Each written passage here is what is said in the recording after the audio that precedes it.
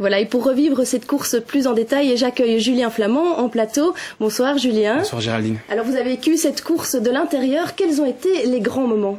Il y a eu beaucoup de grands moments dans cette 46e édition du Grand Prix Cérami. 191 coureurs étaient au départ, 200 km à parcourir, je vous le rappelle, entre Saint-Guilain et Frameries. Voici les images à midi pile du départ fictif de la place de Saint-Guilain. Et oui, vous le savez, le Grand Prix Pinot Cérami était de retour à Saint-Guilain. Ça, c'est le départ réel à Hautrage, départ arrêté, c'est assez rare, avec le directeur de course que vous avez vu, Claudie Criquelion, et vous le voyez, ça démarre très vite. Les coureurs avaient envie d'en découdre car il faisait froid. Et la première attaque, c'est un Belge qui va la faire, Benjamin Gourgue de l'équipe Lotto Bodysol chez les jeunes. Vous le voyez, c'est la première attaque. Il sera encore à l'attaque d'ailleurs en fin de course. Benjamin Gourgue, on ne le reverra pas malheureusement.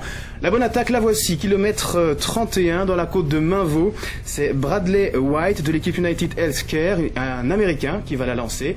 Il était très costaud dans les côtes de cette course, de cette première partie de course du Grand Prix Cérami. On le voit ici, le dossard numéro 128. Il va être rejoint par 3 autres coureurs. Lorenz De Vries de Top Sport Vanderen, c'est un Belge. Egoitz Garcia de l'équipe Cofidis, un Espagnol. Et puis l'Italien Cristiano Benatti que l'on voit ici au maillot jaune fluo. On ne pouvait pas les rater, les coureurs italiens de l'équipe Farnese et Vini. 4 coureurs en tête pour les 3 Grand Prix de la montagne pendant la première partie de course. Ils auront jusqu'à 7 minutes d'avance. Le peloton va un petit peu se reposer pendant 60 à 70 km et les 4 hommes vont donc pouvoir profiter de leur avance. Vous allez le voir dans quelques instants, le peloton va rouler tout petit doucement avec l'équipe Astana qui va commencer à mettre en route. L'équipe Astana, c'est une équipe bien connue évidemment dans le monde cycliste, l'ancienne équipe notamment de Contador ou de Vino Kourov pour ceux qui connaissent le cyclisme.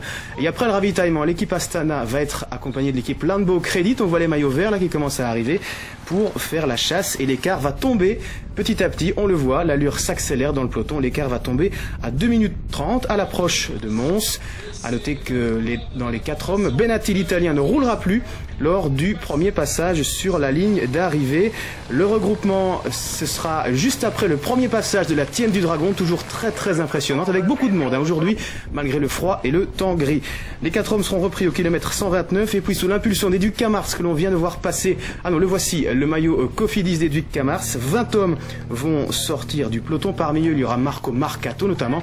On en reparlera plus tard dans la course. Il est en 2e position ici lors du 2e passage dans la Tienne du Dragon. Mais là encore, le groupe de 20 hommes va être repris. Ce sera dans l'avant-dernier tour. Et l'on voit ici, lors du passage sur la ligne d'arrivée, 3 Italiens qui seront à l'attaque. Alors ça c'est le regroupement général, donc juste après l'attaque des 3 Italiens. On reparlera de 3 autres Italiens un petit peu plus tard dans la course, vous le verrez. Mais 2 hommes vont à nouveau tenter leur chance, dont un Belge. Et les voici, les 3 Italiens. Marco Marcato de l'équipe Vacances Soleil. Il y aura aussi Marco Bandiera de l'équipe Omega Pharma Quickstep et Elia Favilli. Mais c'est Marcato le plus fort, lui qui était 2e l'année dernière et 3e en 2010 sur ce Grand Prix Cérami. Il va partir à l'attaque tout seul, mais un Belge, un jeune coureur wallon qui fêtera demain ses 24 ans, Gaëtan Bill,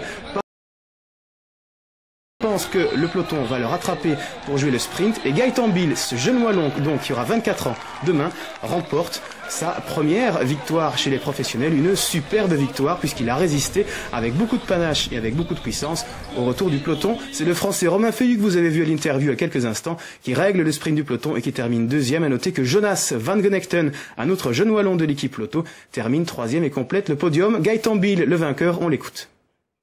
Gaëtan, racontez-nous ces derniers kilomètres. C'était un petit peu inattendu, je me sentais très bien dans le final. J'ai repéré un endroit à 5 km de l'arrivée, mais pour finir, j'ai pas su attaquer parce que j'étais mal placé. Ensuite, l'arrivée est quand même très dure parce que c'était vent de face et les équipes roulaient pour le sprint, donc ça favorise pas un homme seul.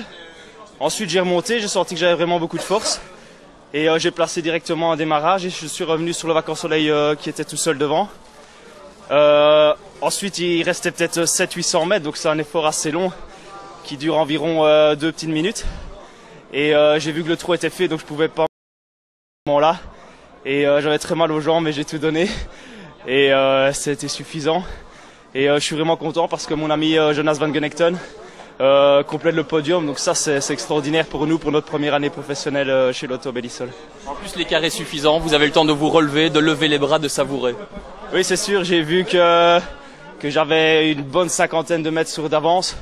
Donc j'en ai vraiment profité, surtout avec le monde qu'il y a ici sur la ligne d'arrivée, c'est fantastique.